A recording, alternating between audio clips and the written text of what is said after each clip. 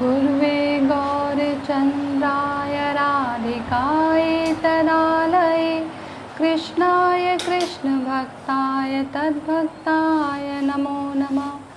वाञ्छाकल्पतरुभ्यश्च कृपासिन्धुभ्य एव च पतितानां पावनेभ्यो वैष्णवेभ्यो नमो नमः। नमो महावदान्याय कृष्णप्रेमप्रदायते कृष्णाय कृष्णचैतन्यनाम्ने गौरतिशे नमः।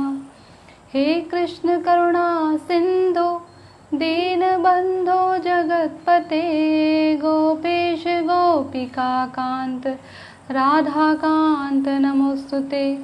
तप्त कांचन गौरांगे राधे वृंदावनेश्वरी वृषभानुसुते देवी प्रणमामि हरिप्रिये।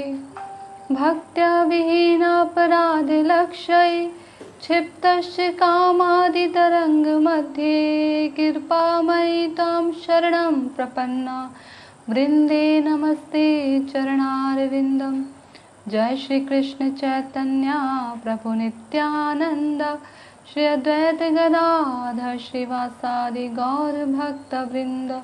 हरे कृष्ण कृष्ण कृष्ण हरे हरे हरे राम राम राम हरे हरे।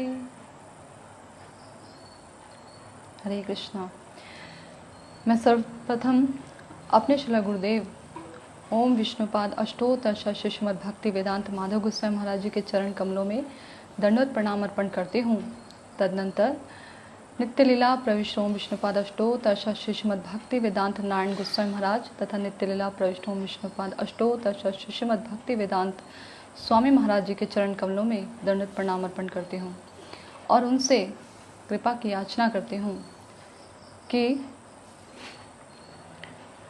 जो कुछ भी कथा में हरि गुरु वैष्णव के बारे में या उनके विषय में जो कुछ भी मैं कहने का प्रयास करूं, जो कुछ भी मैं कहूं, वो बिल्कुल ठीक ढंग से हो, ठीक रूप से हो, तत्व की दृष्टि से भी और वचन की दृष्टि से भी। तो मैं उनसे कृपा की याचना करती हूं कि आचरण से युक्त होकर मैं उनकी वाणी का प्रचार और प्रसार कर पाऊं। हरे कृष्णा। आइए एक छोटा सा कीर्तन करते हैं। गौरांग बलिते हबे पुलक शरीरा हरि हरि बलिते न यने बबिनीरा। गौरांग बलिते हबे पुलक शरीरा हरि हरि बलिते न यने बबिनीरा। आरे कबिनीता चांदे करुणा संसार वासना मोरा कभी तुच्छ हाबे।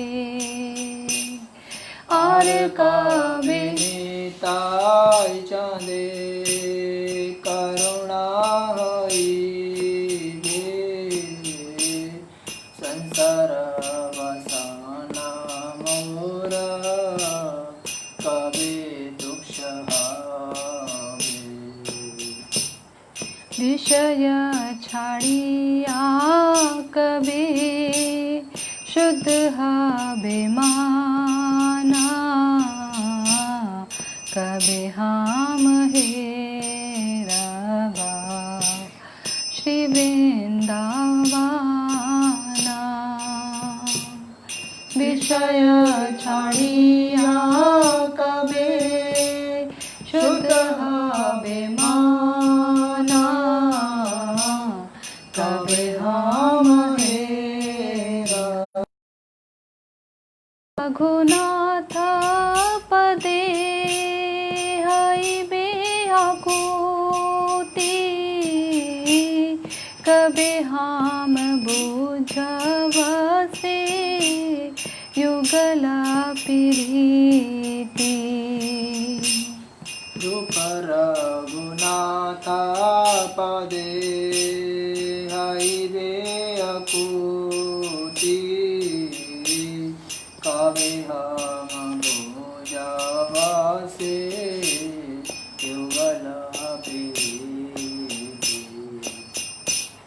रूप रघुनाथ पदे रहु मोर आशा प्रार्थना कराए सदा नरोत्तम दासा रूप रघुनाथ पदे रहु मोर आशा प्रार्थना कराए सदा नरोत्तम दास गौरांग बलिते हबे पुलक शरीरा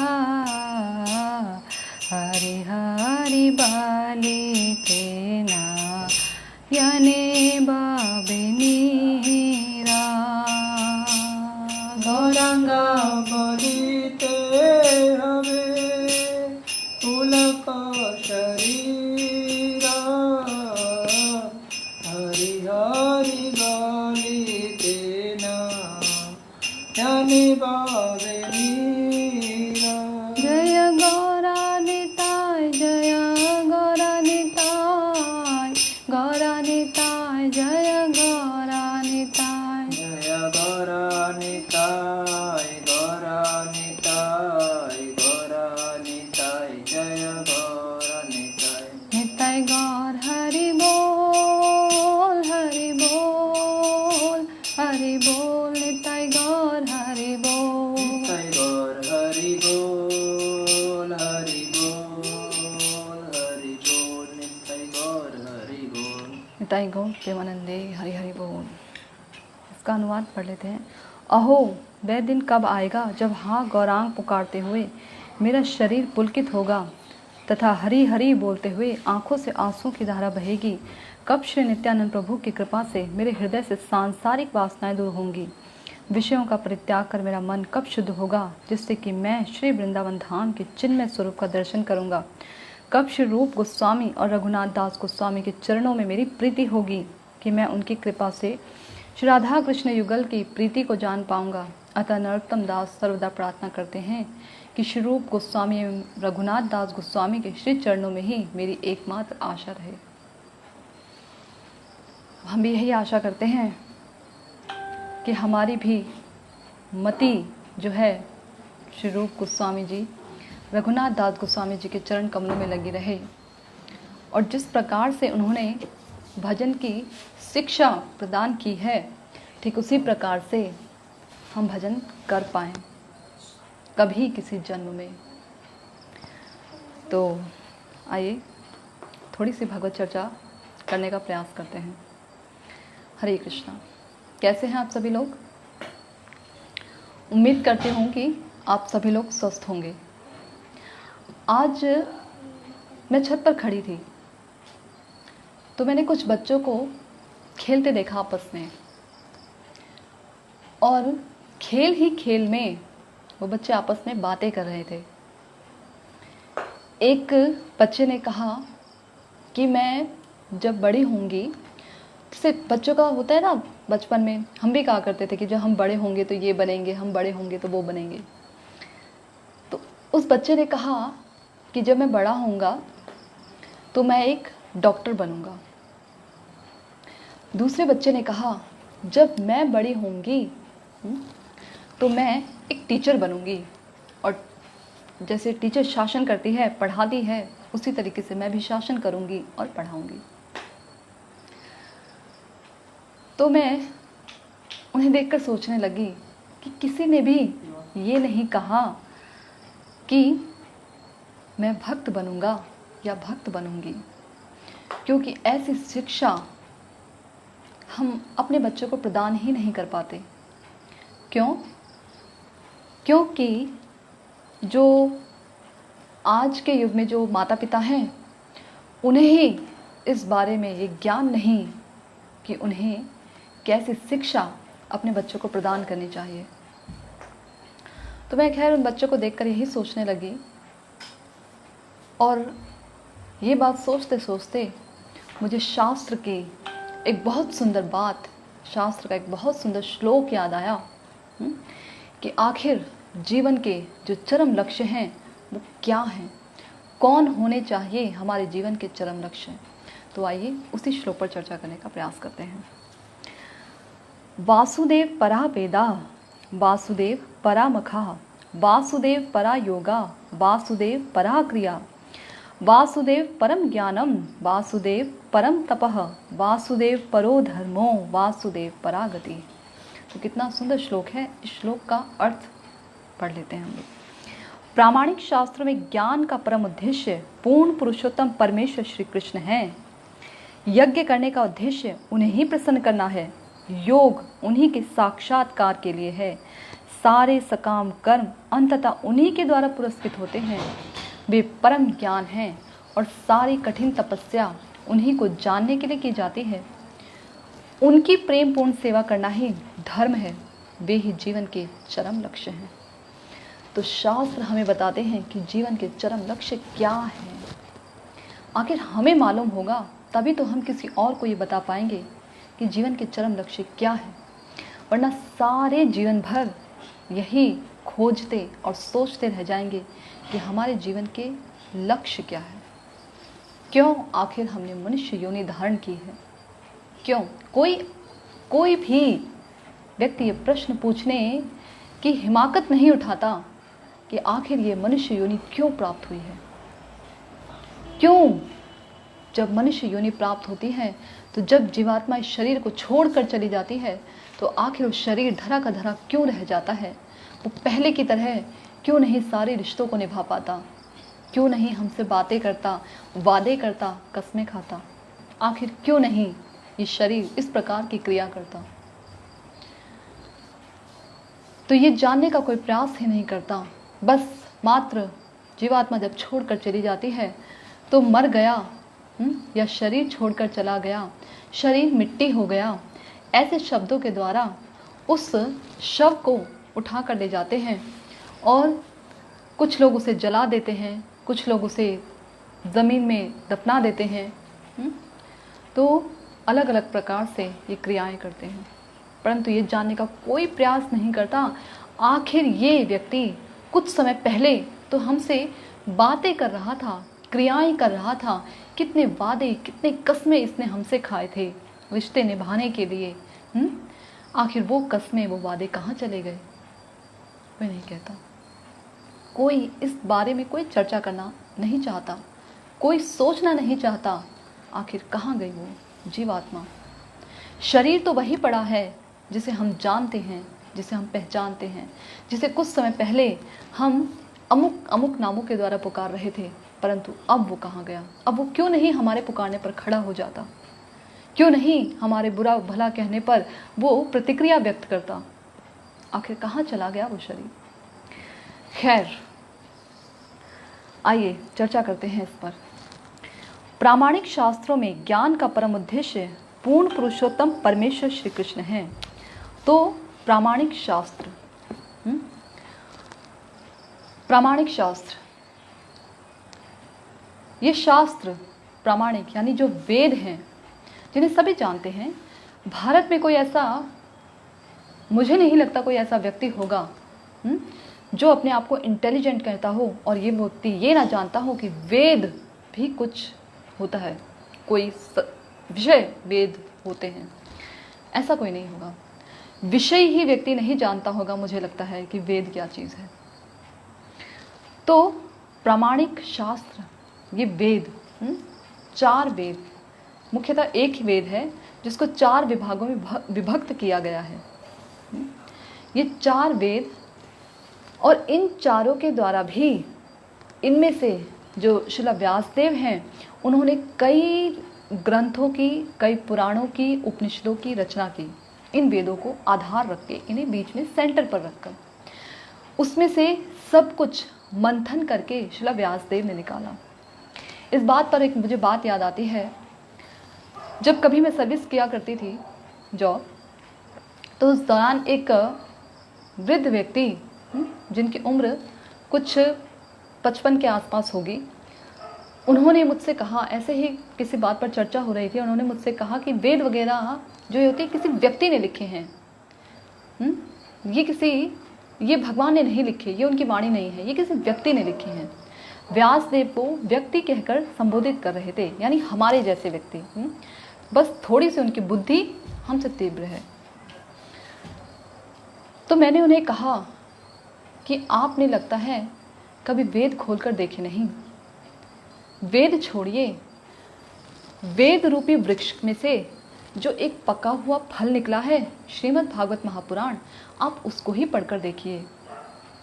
आप उसे पढ़कर ही जान जाएंगे कि ये किसी व्यक्ति विशिष्ट ने नहीं लिखा, ये भगवान के अवतार कहे जाने वाले शिला व्यासदेव, उन्होंने ही लिखा है।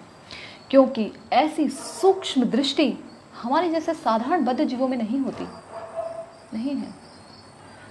ऐसी सूक्ष्म दृष्टि तो मुक्त जीवात्माओं में, और जो सूक्ष्म से सूक्ष्मतर हैं श्री भगवान, उन्हीं में पाई जाती है। ऐसी बुद्धि, ऐसी सूक्ष्म बुद्धि जो सूक्ष्म विचारों को समझ सके, जान सके, हमें नहीं प्राप्त होती। अगर हमें होती तो हमारे लिए वेदों का मंथन करने की आवश्यकता नहीं थी, वेदों में से ही हम सार निकाल लेते। शिला वेद व्यास जी ने हमें ये वेदों का सार प्रदान किया श्रीमद् भागवत पुराण के रूप में। देखिए, मधुमक्खी तो आपने देखी होंगी, मधुमक्खी और उनका छत्ता, मधुमक्खियों के द्वारा बनाया जाने वाला। मधुमक्खियाँ प्रत्येक फूल में से मकरंद, जो फूल के बीच में जो मकरंद होता है, उसमें से मकरंद निकालती हैं और फूल का सार ग्रहण करती हैं, सार ग्रहण करती हैं। देखने पर बिल्कुल पता नहीं लगेगा कि इस फूल में से रस निकाल लिया गया है, देखने पर वो फूल खिला का खिला ही रहता है, परंतु मधुमक्खी इतनी बुद्धिमान होती है कि उसमें से सार यानी मकरंद निकाल लेती है और पता भी नहीं लगने देती कि उसमें से मकरंद, उसका रस जो है निकल चुका है। उसके बाद जब वो अपने मुंह में रखती है उस रस को, और उसके जब लार से वो स्पर्श करता है फूलों का रस, और उसी लार को, जो उसका थूक होता है, जो उसकी लार होती है, जब वो निकालती है बाहर को, उसे कहते हैं मधु, शहद, जिसे खाकर हम लोग अपने, जो औषधि के रूप में प्रयोग होता है, और अपने शरीर को हिष्ट पुष्ट भी करते हैं। यहाँ तक कि याज्ञिक जो क्रियाएं होती हैं, यज्ञ आदि जो क्रियाएं होती हैं, पूजा पाठ, उसमें भी ये काम में आता है। तो देखिए भगवान की कितनी सुंदर व्यवस्था कि उसका जो एक लार है, मधुमक्खियों का जो लार है, वो कितने काम का है जब वो एक रस के साथ मिलता है। उसी प्रकार से देखिए भगवान की तो संरचना क्या कही जाए, कहते कहते तो जीवा थक जाएगी और हमारे अंदर इतनी समझ भी नहीं कि हम उन्हें बता सके।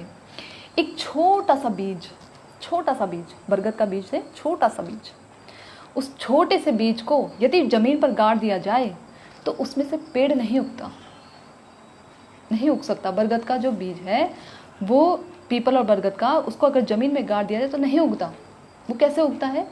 जब उसको एक विशिष्ट पक्षी उसे खाता है और उसके पेट में इस प्रकार की क्रियाएं होती हैं, और जो उसका जो मल है, जब वो निकलता है, तब वो जहाँ पड़ेगा बीज के साथ, वहीं वो बरगद और पीपल का वृक्ष उग जाएगा।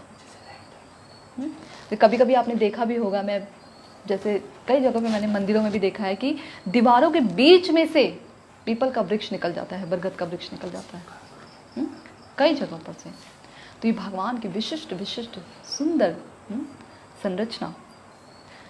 कुछ दिन पहले मैं अनेक फूल खिले हुए थे बाहर, और मैं उन फूलों को देख रही थी और मैं सोच रही थी कितने सुंदर रंग इन फूलों के अंदर भर दिए हैं। ऐसे रंगों को देखकर ही तो हम मनुष्य मात्र जो हैं इन रंगों को बनाने का प्रयास करते हैं, परंतु तो भी भगवान के द्वारा भरे गए रंगों से हमारे रंगों की कोई तुलना ही नहीं है। उनके भरे हुए फूलों के रंगों में अगर हम प्लास्टिक का एक फूल बनाते हैं तो हमारे फूल में खुशबू नहीं होगी। यदि ऊपर से उसमें कृत्रिम रूप से खुशबू डाल भी दी भी जाए तो भी खुशबू उस खुशबू का मुकाबला नहीं कर सकती जो भगवान ने प्रदान किया है। सुंदर पुष्प है ना, भगवान की सुंदर संरचना। तो खैर मैं ये कह रही थी कि श्रील व्यासदेव जी ने वेदों का मंथन करके इस श्रीमद् भागवत महापुराण को निकाला है हमारे लिए। जब समुद्र मंथन हुआ था तो उस समय समुद्र मंथन में से अनेक जो हैं रत्न और अमृत, लक्ष्मी जी, ऐरावत हाथी, कई तरीके की चीज़ें निकली थी, परंतु उनमें से उस मंथन में से ऐसी कोई वस्तु नहीं निकली जिसके द्वारा ये दावा किया जा सके कि इससे कृष्ण प्रेम प्राप्त होता है। यहाँ तक कि अमृत जिसके पीछे देवता और असुरगण लड़ रहे थे उस पर भी ये दावा नहीं किया गया कि इसे पीने से कृष्ण प्रेम प्राप्त होगा। क्यों? क्योंकि जब शुकदेव गोस्वामी श्रीमद् भागवत महापुराण शुरू करने जा रहे थे, परीक्षित महाराज को सुनाने जा रहे थे, उसी समय देवलोक से देवतागण आते हैं अमृत का कलश लेकर और कहते हैं कि हम विनिमय करना चाहते हैं आपसे। क्या विनिमय? कि आप, परीक्षित महाराज तो मरने वाले हैं, आप हमसे ये अमृत का कलश लेकर परीक्षित महाराज को जीवन दान दे दीजिए और हमें ये अमृतमय कथा सुना दीजिए। तो शुकदेव गोस्वामी जी ने वैसे कथा सुनने में सबका अधिकार है, चाहे देवता हो, मनुष्य हो, कोई भी हो, कोई भी ऊंच नीच कहीं पर भी किसी को भी रोक नहीं कथा सुनने में। परंतु क्योंकि देवता लोग विनम्रता के साथ उनके पास कथा सुनने नहीं आए थे तो शुकदेव गोस्वामी जी ने कथा का विनिमय करने से इनकार कर दिया था। अगर वो ये कहने आते कि हम भी आपके क्योंकि कितने लोग कथा सुनने बैठे थे, देखिए किसी को मना नहीं किया गया, सबने कथा सुनी। अगर वो चुपचाप उनसे श्रद्धा लेकर कथा सुनने आते तो ज़रूर उन्हें कथा रूपी अमृत प्राप्त होता, परंतु क्योंकि उन्होंने उस कथा रूपी अमृत की तुलना उस साधारण अमृत से कर दी, इसलिए शुकदेव गोस्वामी जी ने उन्हें उसका सुपात्र नहीं समझा, इसलिए उन्हें खाली हाथ लौटना पड़ा। तो देखिए, तो जो अमृत है, समुद्र मंथन से निकला अमृत, वो भी दावा नहीं करता कि भगवत प्रेम इसके द्वारा प्राप्त हो सकता है। लेकिन जो श्रील व्यासदेव ने मंथन करके जो ग्रंथ निकाला हमारे जैसे जीवों के लिए, उससे ये साबित होता है, ये दृढ़ होता है कि हमें कृष्ण प्रेम प्राप्त होगा ही होगा जो व्यक्ति उसका नित्य रूप से पान करता है। नित्यम भागवत सेवया प्रेमो पुमार्थ महान, ऐसा चैतन्य महाप्रभु ने मत दिया है कि ये प्रेम को प्राप्त कराने के लिए एक महान ग्रंथ है, इससे प्रेम प्राप्त होता है। तो ऐसा उन्होंने मंथन किया। आगे क्या कह रहे हैं कि देखिए, जो ज्ञान है इसका परम उद्देश्य पूर्ण पुरुषोत्तम परमेश्वर श्री कृष्ण है। प्रामाणिक शास्त्र में जो ज्ञान है, इसमें जो ज्ञान दिया गया है, ये ज्ञान मुक्ति प्रदान कर सकता है। जो वेदों में जो ज्ञान दिया गया है उसके द्वारा जो ज्ञानी जन होते हैं वो मुक्ति प्राप्त करते हैं। ये ऐसा ज्ञान है जिसे जो सांसारिक जो लोग हैं, दार्शनिक चिंतक जो लोग हैं, प्राप्त करके भी भगवान को जान नहीं सकते। परंतु जो ज्ञान परंपरा युक्त होकर किसी वैष्णव के मुखार बिंद से निकलता है, उस ज्ञान को सुनने से भगवत प्राप्ति निश्चित होती है। इसमें क्या कहा गया है कि परम उद्देश्य जो है पूर्ण पुरुषोत्तम परमेश्वर श्री कृष्ण है। जो वेदों में जो ज्ञान दिया गया है ना, देखिए वेदों में कई विषय हैं वेदों में, इसलिए हम लोग इसे समझ नहीं पाते वेदों को। वेदों पर सबका अधिकार नहीं होता, मात्र केवल जो ब्राह्मण होते हैं उनका ही अधिकार होता है वेदों पर, सबका अधिकार नहीं होता। क्योंकि पहले के जो ब्राह्मण होते थे उनकी बुद्धि अत्यधिक तीव्र होती थी, इतनी तीव्र कि वो क्षत्रियों पर, जो क्षत्रिय, जो राजा, जो सारे चक्रवर्ती सम्राट हुआ करते थे और जो सारे जगत पर शासन करते थे, उन पर शासन करते थे ये ब्राह्मण लोग, उन पर शासन करते थे। इतनी इनकी तीक्ष्ण बुद्धि होती थी। ब्रह्म को अपने हृदय में धारण करते थे, श्री भगवान को अपने हृदय में बांध कर रखते थे, ऐसे होते थे ये ब्राह्मण। तो इसलिए ये वेदों पर इनका अधिकार होता था। अब के जो मात्र केवल जन्मजात जो ब्राह्मण हैं, उन्हें उनका वेदों पर अधिकार नहीं होता। कर्म से जो ब्राह्मण हैं उनका वेदों पर अधिकार होता है, उनका वेदों पर अधिकार होता है। तो कहा गया कि परम उद्देश्य पूर्ण पुरुषोत्तम परमेश्वर श्री कृष्ण हैं। ऐसा ज्ञान जिसका उद्देश्य श्री भगवान को जानना ना हो, मात्र केवल ज्ञान को एकत्र करना हो। कहा गया ना, ज्ञान कर्मादि अनावृत, ऐसी भक्ति जिसमें कि ज्ञान और कर्म अनावृत होने चाहिए, ऐसी भक्ति, ऐसी, उसे उत्तम भक्ति का नाम दिया गया है। तो ऐसा ज्ञान जिसमें कि भगवान के बारे में जानना ना हो, मात्र केवल ज्ञान को इकट्ठा करना हो, तो वो ज्ञान किसी काम का नहीं होता, किसी काम का नहीं होता। और भी देखा जाता है, जिस ज्ञान के द्वारा भगवान को जाना जाता है वो ज्ञान ही महान है। कैसे? जैसे जड़ भरत, जो राजा भरत थे, उन्होंने अपने जीवन में, अपने काल में भक्ति की भगवान की, और भक्ति करने के बाद उन्हें भक्ति करने से क्या होता है, ज्ञान और वैराग्य दोनों एक साथ उदित होते हैं हृदय में। तो उन्हें ज्ञान हुआ, आत्म का और परमात्मा का ज्ञान हुआ।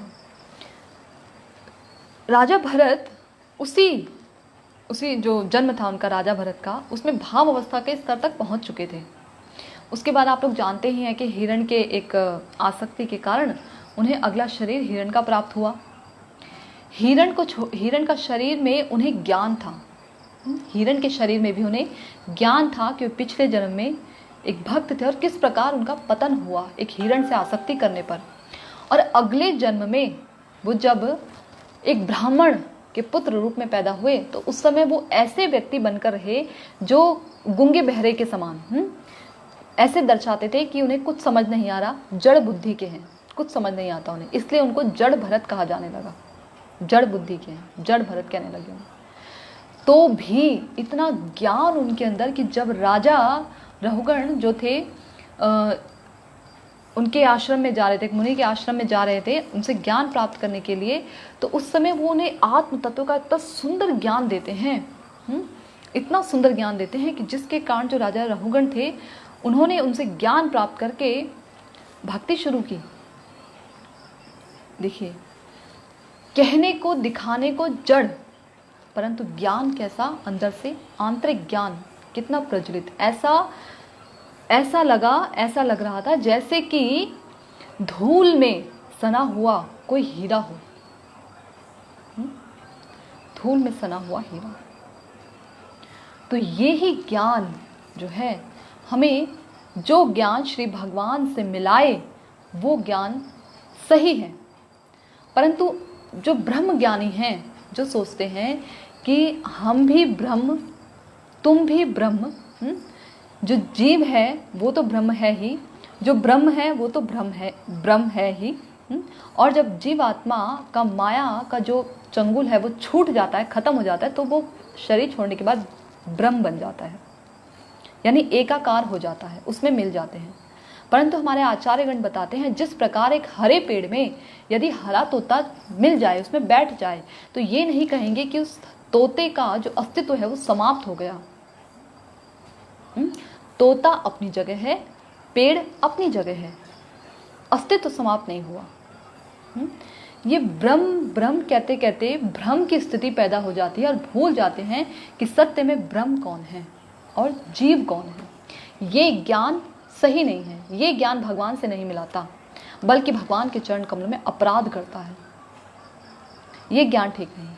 ऐसा ज्ञान जो कि भगवत भक्ति प्राप्त कराए, भगवत सेवा प्राप्त करवाए, अपने आत्म स्वरूप का ज्ञान करवाए और परमात्म स्वरूप का ज्ञान कराए, वो ज्ञान ही यथार्थ ज्ञान है। इसको बोला गया है कि इस ज्ञान को प्राप्त करना ही जो है पूर्ण पुरुषोत्तम परमेश्वर, इस ज्ञान को प्राप्त करना ही परम उद्देश्य है, जिसमें पूर्ण पुरुषोत्तम श्री कृष्ण के बारे में जाना जा सके। बताया गया है साफ साफ कि उनके बारे में जानेंगे तो वो ज्ञान ज्ञान है, अन्यथा वो ज्ञान अज्ञान है।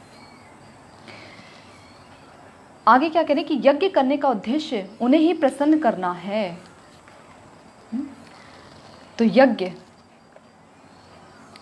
अनेक यज्ञ हम करते हैं। अब तो यज्ञ की जो स्थिति है वो कहीं देखने को मिलती नहीं। अब यज्ञ कहीं देखने को मिलता नहीं, बहुत कम जगह बची होंगी, वो भी कहीं जो ये धाम होंगे काशी वगैरह, प्रयाग, वृंदावन धाम वगैरह, इन्हीं में कहीं कहीं मिलता होगा यज्ञ देखने को, वरना यज्ञ वेदियाँ देखने को तो कहीं नहीं मिलती। पहले के जो ब्राह्मण हुआ करते थे वो उनका तो नित्य प्रति ये नियम होता था कि वो यज्ञ किया करते थे, यज्ञ करते थे, और यज्ञ के द्वारा क्या करते थे, श्री भगवान को प्रसन्न किया करते थे। यज्ञों को प्रसन्न करना ही, यज्ञ करना ही एकमात्र यज्ञ करने का उद्देश्य है, श्री भगवान को प्रसन्न करना। कैसे? देखिए भागवत में एक कथा आती है, जो यज्ञ, एक कुछ ब्राह्मण थे जो यज्ञ कर रहे थे। जब वो यज्ञ कर रहे थे तो उस समय भगवान कृष्ण और बलराम अपने सखाओं के साथ उस जगह से थोड़ी ही दूरी पर आते हैं और उन्हें बहुत भूख लगती है। वैसे भगवान इस प्रकार की लीलाएं करते हैं। तो भगवान को जब भूख लगती है, उनके सखाओं को भूख लगती है, तो भगवान अपने सखाओं से कहते हैं कि जाओ तुम, अभी यहीं पास में यज्ञ हो रहा है, वहाँ कुछ ब्राह्मण रहते हैं, उनसे जाकर कहना कि कृष्ण और बलराम आए हैं, उन्हें भूख लगी है, कुछ खाने को दें। तो जब उनके जो सखा होते हैं वो जाते हैं और इस प्रकार कहते हैं, तो ब्राह्मण उनकी बातों पर कोई ध्यान नहीं देते और स्वाहा स्वाहा यज्ञ आहुतियाँ देने में लगे रहते हैं, कोई ध्यान नहीं देते। वो बोलते भी हैं कि कृष्ण और बलराम ने कहा है, परंतु कोई ध्यान नहीं देते। सखा लोग चले जाते हैं खाली हाथ। दोबारा कृष्ण बलराम कहते हैं कि जाओ अब तुम उनकी पत्नियों के पास जाना, जो ब्राह्मण पत्नियां उनके पास जाना। और जब ब्राह्मण पत्नियों को वो कहते हैं उनके सखा लोग कि हमें कृष्ण बलराम ने भेजा है, वो पास ही है, उन्हें बहुत भूख लगी है और वो भोजन मांग रहे हैं।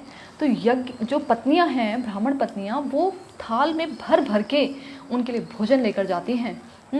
यहाँ तक कि उनके ब्राह्मणों के रोकने पर भी, पाबंदी लगाने पर भी, उनकी आज्ञाओं का उल्लंघन करके वो ब्राह्मण पत्नियां जाती हैं कृष्ण और बलराम के पास और जाकर कहती हैं, उन्हें खूब भरपेट भोजन कराती हैं और उनसे निवेदन करती हैं कि हम अब अपना घर बार छोड़कर आ चुकी हैं आपके चरणों में, आप हमें स्वीकार करें।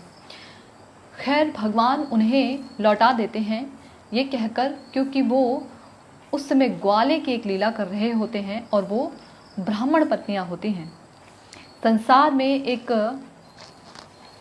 आचरण आदर्श स्थापित करने के लिए वो इस प्रकार उन्हें लौटा देते हैं ये कहकर कि तुम्हारे पतियों को अपनी गलती का एहसास होगा, उन्हें पूर्व कुछ याद नहीं रहेगा। जब उनकी पत्नियां घर जाती हैं तो जो ब्राह्मण होते हैं उनके हृदय में ज्ञान प्रज्वलित हो जाता है और वो अपनी पत्नियों के चरणों में पड़ जाते हैं और अपने उस ब्राह्मण कुल को, अपने उस ब्राह्मणत्व को, अपने ज्ञान को धिक्कार है कहकर उसको संबोधित करते हैं। देखिए, तो जो यज्ञ, कहने का तात्पर्य है कि जो यज्ञ भगवान की प्रसन्नता के लिए ना किया गया हो, वो यज्ञ तो कर रहे थे ब्राह्मण लोग, परंतु उसमें भगवान की प्रसन्नता नहीं थी। भगवान तो स्वयं आए थे। यज्ञ में क्या आहुति देंगे? भगवान कहते हैं कि मैं ब्राह्मणों के मुख से भोजन लेता हूँ। ब्राह्मण जब भोजन करते हैं तो जो ब्राह्मण भोजन कर रहे हैं वो भगवान का उससे पेट भर जाता है, इतना ऊंचा दर्जा। तो वो ब्राह्मण क्या वो यज्ञ कर रहे थे कि भगवान साक्षात जो यज्ञ में उस समय भोग बनाया गया था उसको अर्पण करने के लिए स्वयं आए थे, स्वीकार करने के लिए। उन्हें नहीं दे रहे थे, स्वयं स्वीकार करने आए थे कृष्ण बलराम, उन्हें नहीं दिया, फिर क्या फ़ायदा उस यज्ञ का? किसके लिए वो यज्ञ कर रहे हैं? क्या प्राप्त करना चाहते हैं उस यज्ञ से? ऐसा स्वयं भगवान आ गए तो जो कपिल मुनि, देखिए जो कर्दम मुनि है ना, जब भगवान उन्हें दर्शन देते हैं बिंदु सरोवर के पास जाके, जब भगवान दर्शन देते हैं तो कहते कि हे प्रभु, मेरे जो ये नेत्रों की, जो मेरे आँखों की, आपका दर्शन करने से मेरे आँखों की साध पूरी हो गई, मेरे आँखों की साध पूरी हो गई, अब और कुछ दर्शन करने के लिए बचा नहीं। वो एक भजन में ना, जगत के रंग क्या देखूं, तेरा दीदार काफ़ी है, करूं मैं प्यार किस किस से, तेरा एक प्यार काफ़ी है। बताइए, तो किसको पुकार रहे थे वो ब्राह्मण? स्वयं भगवान आ गए दरवाजे पर। जब बलि महाराज के दरवाजे पर स्वयं भगवान आए, ये जानने के बाद भी, उनके गुरुदेव ने ये बताने के बाद भी कि विष्णु है, तुम्हारा सर्वस्व हरण कर लेंगे, उसके बाद भी बलि महाराज ने कहा अगर ये विष्णु हैं तो ना मैं नहीं दूंगा तो भी ये ले ही लेंगे, क्योंकि ये इनकी इच्छा है, और अगर मैं इन्हें अपनी मर्जी से देता हूँ तो ये मेरा समर्पण होगा, ये मेरी भक्ति होगी। मैं इससे बढ़कर और क्या चीज़ होगी कि जो सबको सब कुछ प्रदान करते हैं वो दाता मेरे दरवाजे पर आए हैं। देखिए, वो असुर कुल में पैदा हुए बलि महाराज, असुर कुल में पैदा हैं बलि महाराज, और वो ब्राह्मण कुल में पैदा हैं वो ब्राह्मण, जिन्होंने भगवान को, भगवान के सखाओं को खाली हाथ लौटा दिया। सोचिए, तो वो असुर कुल के बलि महाराज अत्यधिक श्रेष्ठ हैं ऐसे ब्राह्मणों से। इसीलिए तो जो आज के समय में जो ब्राह्मण होते हैं वो यदि भगवान का भजन नहीं करते तो वो श्रेष्ठ नहीं कहे जाते, इसलिए नहीं कहे जाते, ये अंतर है। कृष्ण का भजे सो कृष्ण का होए, जो कृष्ण का भजन करता है वो ही कृष्ण का होता है, फिर वो चाहे चांडाल कुल का हो चाहे ब्राह्मण कुल का हो। कुल की कोई सीमा नहीं, कोई बंधन नहीं। तो ऐसे श्री भगवान, और ऐसे यज्ञ ही भगवान को प्रसन्न करने के। जब नैमिषारण्य में जो ऋषि मुनि हैं, जो वो यज्ञ कर रहे थे, विश्व शांति के लिए यज्ञ कर रहे थे। पता है कलयुग आने वाला है, घोर कलयुग आ चुका है, तो विश्व शांति के लिए वो यज्ञ कर रहे थे। तो सूत जी गोस्वामी को देखते ही वो ये कहते हैं उनसे कि आप हमें कुछ भगवान के विषय में बताइए, इस कलयुग को दूर करने का क्या उपाय है, आप ये बताइए।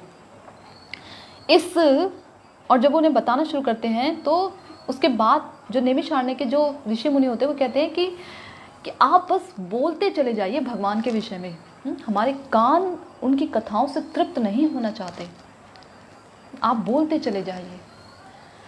हम जो ये यज्ञ कर रहे थे आपके आने से पहले, इस यज्ञ के धुएं से मात्र केवल हमारा जो शरीर है वो धुएं से धूमिल हो रहा था, काला पड़ रहा था। विश्व शांति वांति कुछ नहीं हो रही थी इस यज्ञ से। लेकिन आप जो कथाएं भगवान की कह रहे हैं, हम जानते हैं हमारा हृदय तो शांत हो ही रहा है, हम सुन रहे हैं क्योंकि हमारा हृदय शांत हो रहा है, और जो भविष्य में इसे सुनेगा उसका हृदय भी शांत होगा।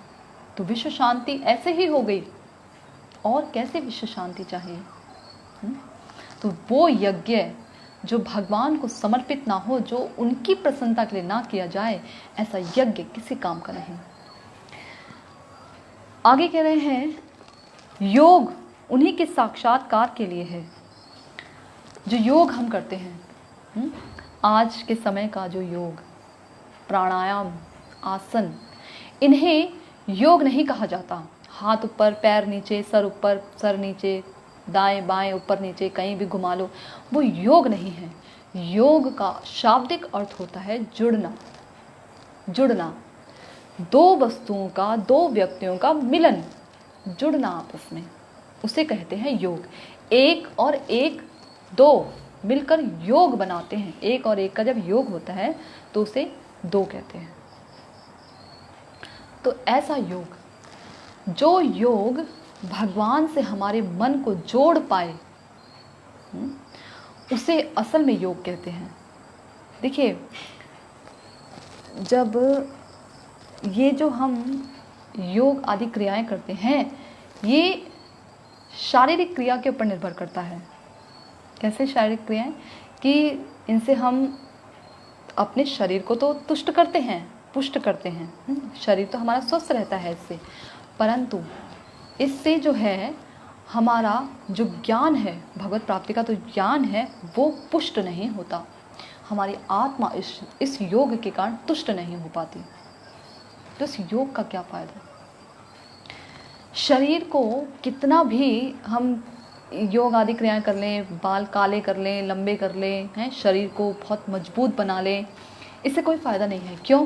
क्योंकि एक दिन शरीर से आत्मा को निकल जाना है, और ये परम सत्य है, ध्रुव है, ये ध्रुव सत्य है। ये शरीर को ठीक रखने के लिए ठीक है ये क्रियाएं की जा सकती हैं, परंतु शरीर को ही ठीक रखना है ये सही नहीं।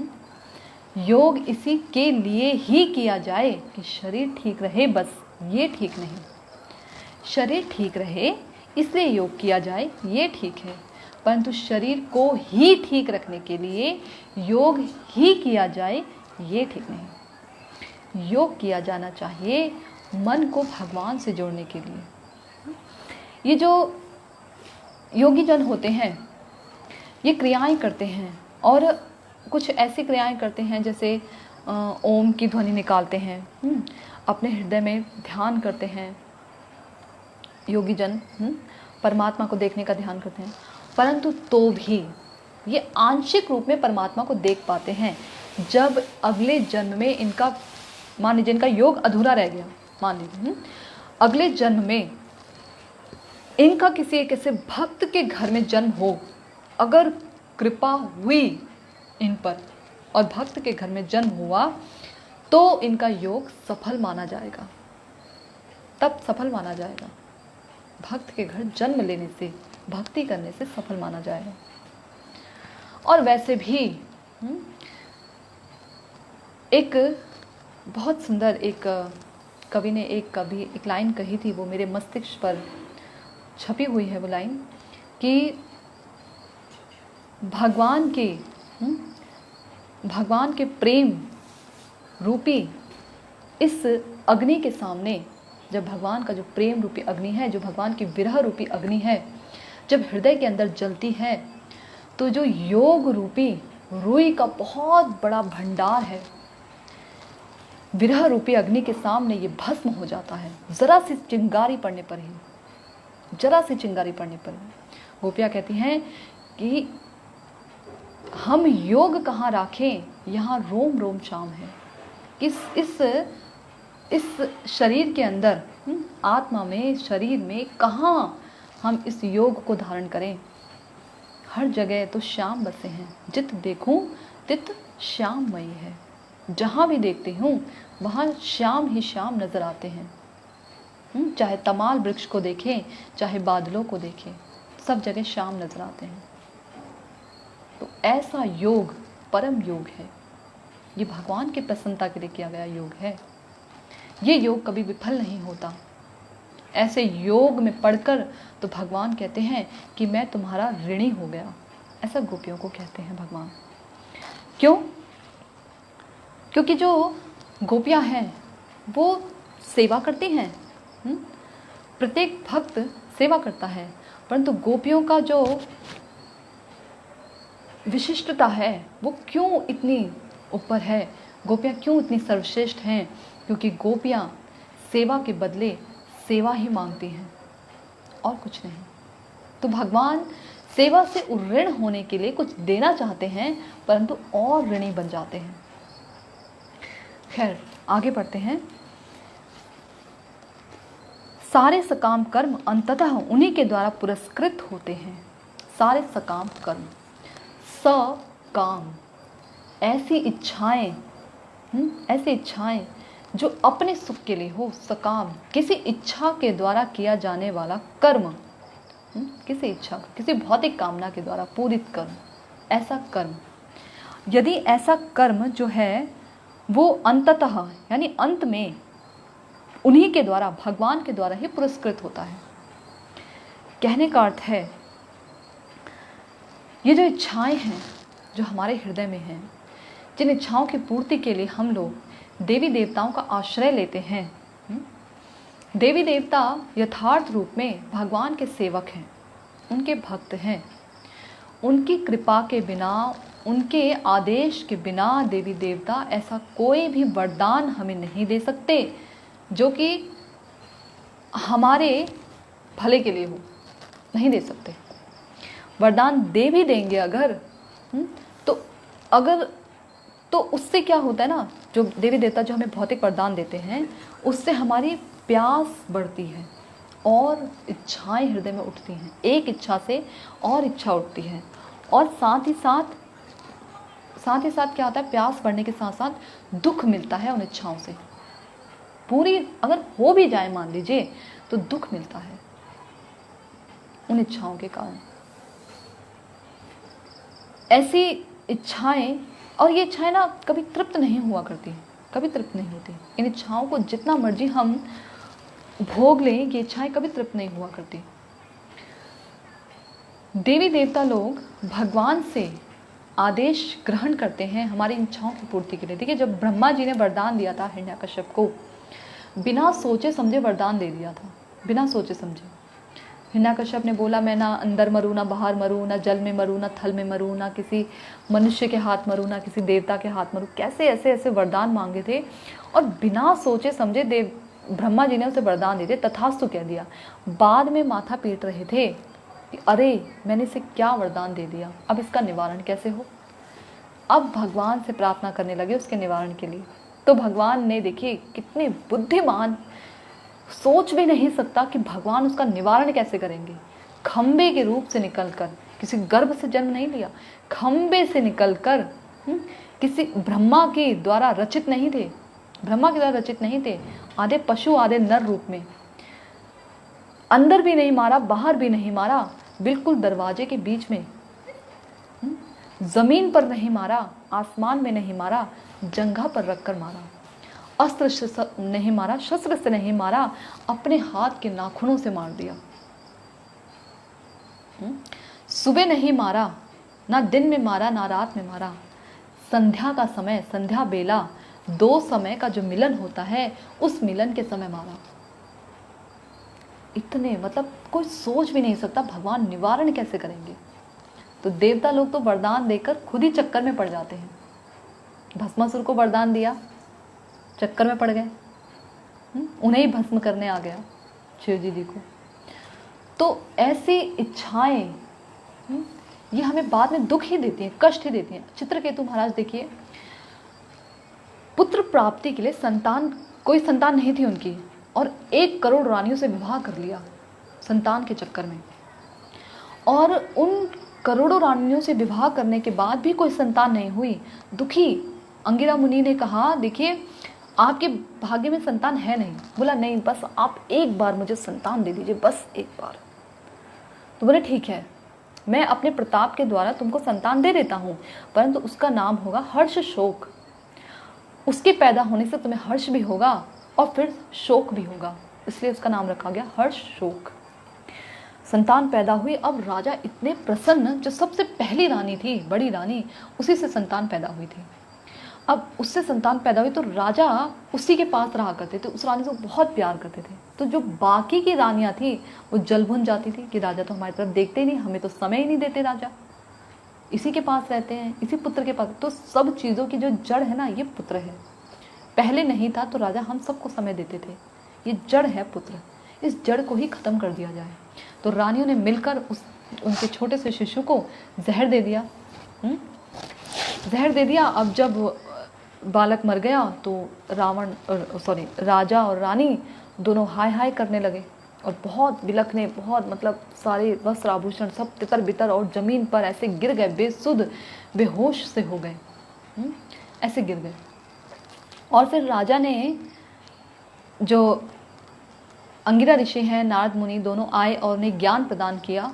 तो उस समय राजा को ज्ञान हुआ और अपने पुत्र से वार्ता करने के बाद कि भाई पिछले जन्म में इन रानियों, ये चींटियाँ थी और मैंने इन पर पानी डाला था और ये मर गई थी सब की सब, हाँ तो इन्होंने मेरे से बदला लिया, ऐसे करके। तो उन्होंने ज्ञान प्राप्त हुआ चित्रकेतु महाराज को, और उसके बाद ज्ञान प्राप्त करने के बाद भक्त का संग यानी नारद मुनि अंगिरा ऋषि का संग मिलने के बाद, देखिए इसमें एक बहुत बड़ी शिक्षा है। जब पहले अंगिरा ऋषि मुनि मिले थे चित्रकेतु महाराज को, क्योंकि उनके हृदय में भौतिक इच्छा बहुत प्रबल थी, इसलिए उन्हें वो संग सुहाया नहीं और सुकृतियाँ भी नहीं थी ऐसी, इसलिए वो वैष्णव संग उन्हें समझ नहीं आया चित्रकेतु महाराज को। वही जब उनके हृदय से भौतिक इच्छा और सुनकर जो ज्ञान प्राप्त किया उन्होंने अंगिरा ऋषि और नारद मुनि के मुखारबिंद से जो ज्ञान प्राप्त किया, उसको सुनकर जो ज्ञान उन्हें मिला, उसके द्वारा उनके हृदय का जो आसक्तियाँ थी उनके हृदय में, उसका छेदन हो गया, छेदन कर दिया ऋषि मुनियों ने। और छेदन करने के बाद क्या हुआ, उनको वो ज्ञान समझ आने लगा और उस ज्ञान के बल पर उन्हें भगवान की भक्ति शुरू की। उस समय उन्हें समझ आया भगवत भक्तों का संग। तो जब उन्हें ये ज्ञान प्राप्त हुआ, उन्होंने भगवत भक्ति शुरू की, तो उसके बाद देखिए, उसके बाद वो भगवान के भक्त परिकर की गिनती में आ गए। हाँ, और उसके बाद जब वो आसमान मार्ग से जा रहे थे, एक समय में तो कुछ ऐसे हास परिहास में शिव जी से बात करते हैं और पार्वती जी को बुरा लग जाता है। पार्वती जी ने श्राप दे देती हैं चित्रकेतु महाराज को कि जाओ तुम्हें राक्षस योनि प्राप्त हो। उस समय देखिए कहाँ चित्रकेतु महाराज का संतान जब मर गई थी, बेसुध बेहोश बिल्कुल मरणासन अवस्था में आ गए थे चित्रकेतु महाराज। और भक्ति करने पर, हृदय में ज्ञान प्रज्वलित होने पर, राक्षस योनि प्राप्त होने पर भी, रजोगुणी तमोगुणी योनि प्राप्त होने पर भी उन्हें किसी प्रकार का कोई ताप संताप, कोई दुख नहीं हुआ उनके हृदय में। और उसको भगवान का आशीर्वाद मानकर सहर्ष स्वीकार करते हुए, पलटकर श्राप ना देते हुए उन्होंने उस राक्षस योनि को स्वीकार किया। ये फर्क है, देखिए ये फर्क है। जब हम भगवत भक्ति नहीं कर रहे होते तो जो हमें दुख मिलता है उसमें, और जब भगवत भक्ति कर रहे होते तो जो दुख मिलता है उसमें, कितना फर्क है। देखिए कहते हैं कई लोग ना कि भगवत भक्ति करने के बाद हमारे जीवन में दुख आया। भक्तों के जीवन में भी तो दुख आता है, हमने देखा है। तो ये फर्क है एक साधारण व्यक्ति के जीवन में जो दुख आता है उसमें, और एक भक्त के जीवन में जो दुख आता है उसमें। तो चित्रकेतु महाराज तो इस प्रकार से देखिए उनके, तो ये सकाम इच्छाएं जब ये खत्म हो जाती हैं तो इस प्रकार के दुख भी समाप्त हो जाते हैं। आइए, समय भी हो रहा है, श्लोक को पूरा करते हैं। तो ये उन्हीं के द्वारा पुरस्कृत होते हैं सकाम कर्म के, यानी मैं कह रही कि जो देवी देवता हैं वो इन इच्छाओं को भगवान की आज्ञा के बगैर पूरा नहीं कर सकते। भगवान की इच्छा इसमें होनी बहुत ज़रूरी है। वे परम ज्ञान हैं और सारी कठिन तपस्याएं उन्हीं को जानने के लिए की जाती हैं। सारी कठिन तपस्याएं हमें मालूम है, शास्त्र बताते हैं कि हिरण्यकश्यप ने कितनी कठिन तपस्या की थी। अंगूठे पर, अंगूठे की नोक पर खड़े होकर हाथों को ऊपर करते हुए और बिल्कुल शरीर को सीधा रखते हुए गर्दन को ऊपर उठाकर इस प्रकार की तपस्या उन्होंने की। ऐसी तपस्या की चींटियों ने बिल्कुल उनके शरीर को, जो है चींटियों ने उनके शरीर को खा लिया था और एक ढांचा सा बन गया था मिट्टी का। चींटियों का जो बाबी जिसको कहते हैं वो बन गया था। और जब ब्रह्मलोक से ब्रह्मा जी आए और उन्होंने थोड़ा देखा कहाँ है कहाँ है, पहले तो उन्हें पता ही नहीं लगा हिरण्यकश्यप है कहाँ, तपस्या कहाँ से कर रहा है, आवाज़ निकल रही है, आग उठ रही है बस सर से। तो उनकी तपस्या देखो, तंग करने वाली लोगों को सर से भी आग निकल रही है, तपस्या ऐसी तंग कर रही है वो तपस्या भी। तो जब ब्रह्मा जी ने जल छिड़का उनके ऊपर तब पता लगा कि भाई यहाँ कोई व्यक्ति था और तपस्या कर रहा है, ऐसी तपस्या। वो तपस्या जिसके द्वारा तपस्या तो की, हिरण्याक्ष ने भी तपस्या की, वरदान भी मांग लिया, परंतु ऐसी तपस्या से क्या लाभ जिसमें अंत में भगवान से भिड़ना पड़े, भगवान से शत्रुता मोल लेनी पड़े। भगवान से शत्रुता ले ली उन्होंने। देखिए तपस्या तो की, तप तो किया, शरीर को बहुत तपाया, परंतु भगवान को ना समझ पाए तो उस तपस्या का क्या लाभ। भस्मासुर ने तपस्या की, परंतु तो भी जिसकी तपस्या कर रहा था ना उस तक को तो समझ नहीं पाया, भगवान को क्या खाक समझेगा। तपस्या देखिए, और रावण ने भी तपस्या की, उसने भी तपस्या की और वो उसने भी अंत में भगवान से दुश्मनी मोल ली। तो ऐसी तपस्या का क्या फ़ायदा। जो तपस्या भगवान को प्रसन्न करने के लिए नहीं की जाती, उस तपस्या में मात्र केवल अहंकार छिपा होता है। जैसे अहंकार रावण का, अहंकार हिरण्यकश्यपु का, अहंकार हिरण्याक्ष का, काम वासना भस्मासुर की, काम वासना। और वही तपस्या यदि कोई भक्त करे भगवान की, ध्रुव महाराज हृदय में भौतिक इच्छा लेकर आए थे, तपस्या करते करते हृदय इतना शुद्ध हो गया कि कह रहे कि प्रभु मैं तो कांच का टुकड़ा मांगने आया था, मुझे तो हीरा मिल गया।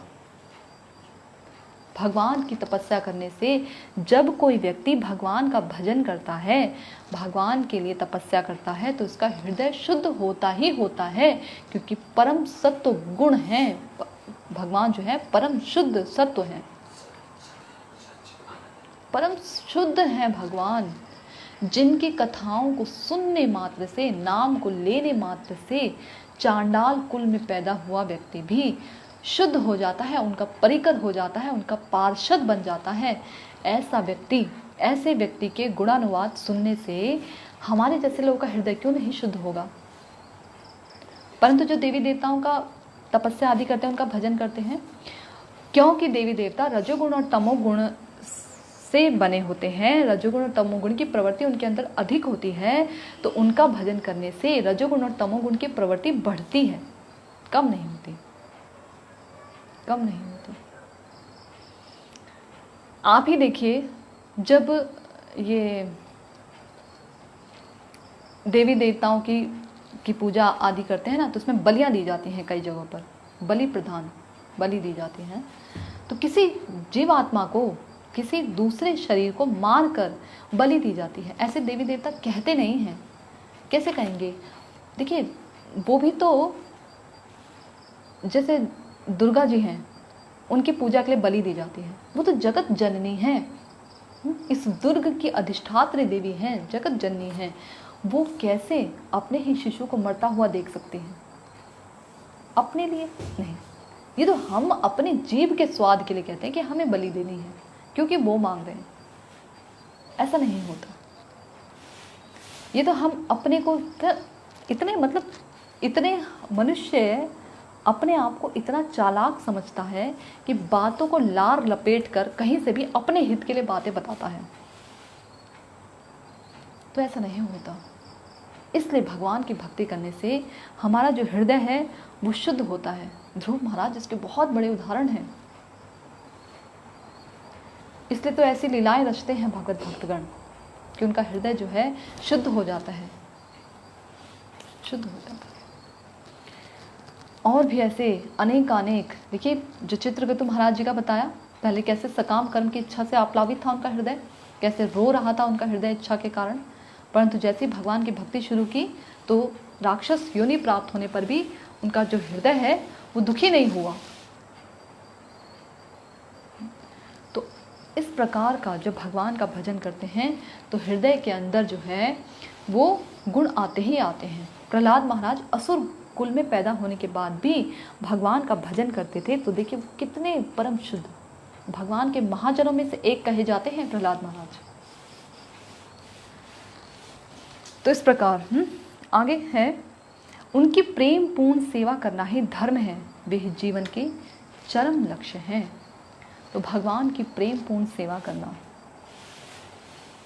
अंत में बताया गया है कि ये सब चीज़ें बताई गई ना, इन सब का एक ही उद्देश्य है, भगवान की प्रेम पूर्ण सेवा करना।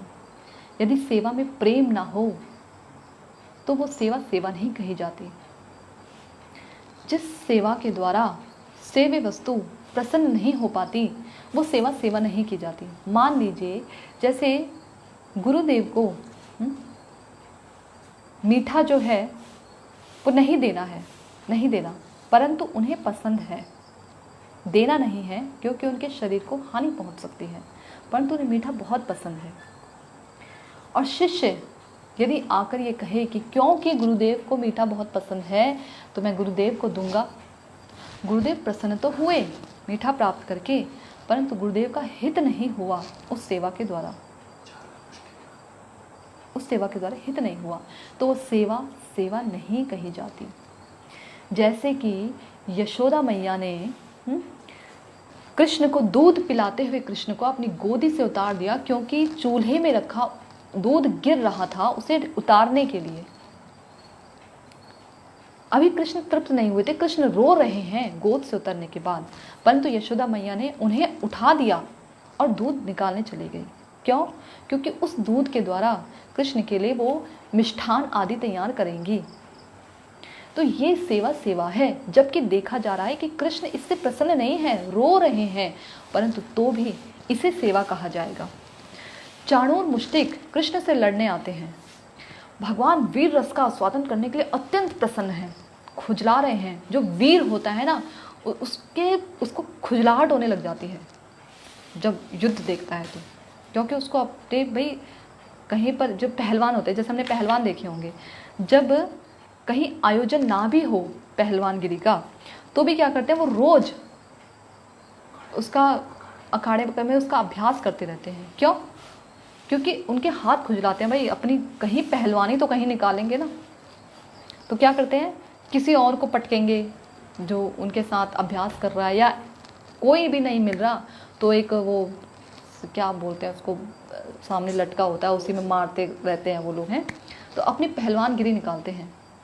ऐसे ही वीर रस का आस्वादन करने के लिए भगवान के भी जो हाथ हैं खुजा रहे हैं, बहुत प्रसन्न हैं चाणूर मुष्टिक से लड़ने के लिए, परंतु क्योंकि चाणूर मुष्टिक का उद्देश्य भगवान को प्रसन्न करना नहीं, बल्कि उनको चोट पहुंचाना है, उनको हानि पहुंचाना है, तो ये सेवा सेवा नहीं कही जाएगी। जबकि भगवान प्रसन्न है, दिखने में दिख रहा है कि भगवान अत्यधिक प्रसन्न है, परंतु तो भी सेवा नहीं है। क्यों? क्योंकि उसमें उनका हित नहीं है। तो प्रेम पूर्ण सेवा, जिसमें भगवान से प्रेम पूर्ण प्रेम देकर सेवा की जाए, उनके हित के लिए सेवा की जाए, वो ही असल में सेवा है, और वो ही जीवन का चरम लक्ष्य है। कौन? श्री भगवान की प्रेम पूर्ण सेवा। जैसी सेवा गोपियों ने की थी, जिस पर भगवान को यह अंत में कहना पड़ा कि मैं तुम्हारे ऋण से कभी ऋण नहीं हो सकता, कभी ऋण नहीं हो सकता। भगवान जब अकेले में भी हुआ करते थे तो उन्हें याद किया करते थे द्वारका में, ऐसे भगवान।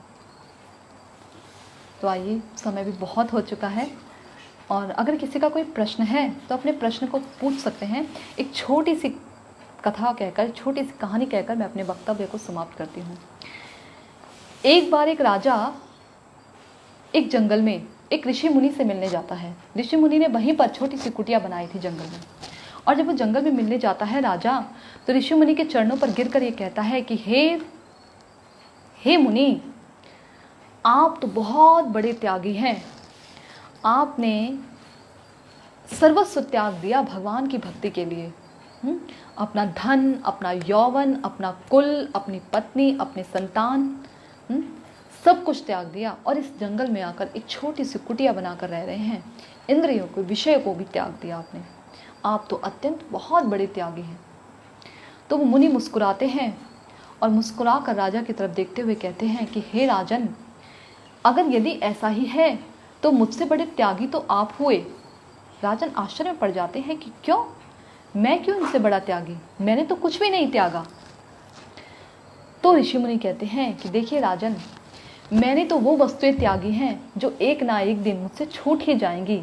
मेरा घर, मेरी संपत्ति, मेरी पुत्री, मेरे स्त्री, मेरा यौवन, यहाँ तक कि मेरा शरीर, ये सब कुछ एक दिन मुझसे छूट जाएगा, मेरे साथ नहीं जाएगा।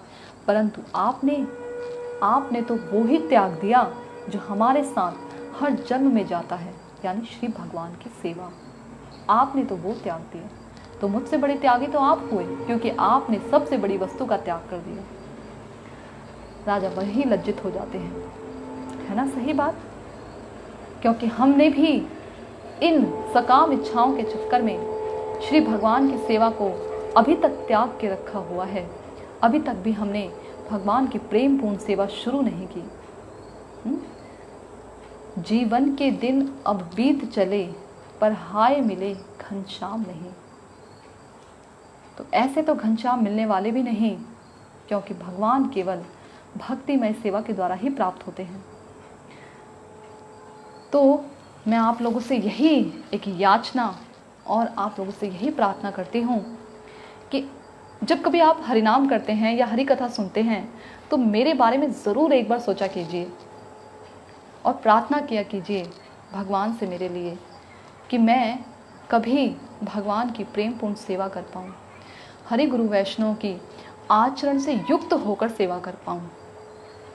ऐसे मेरी आपसे प्रार्थना है कि हरिनाम करते समय या हरि कथा सुनते समय, भगवत सेवा करते समय एक पल के लिए ही सही, परंतु मेरे लिए भी ये प्रार्थना कीजिए भगवान से।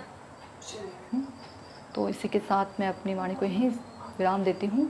हरे कृष्णा। वांछा कल्पतरुभ्यश्च कृपा सिंधुभ्यैव च पतितानां पावनेभ्यो वैष्णवेभ्यो नमो नमः। श्री गुरुदेव की जय।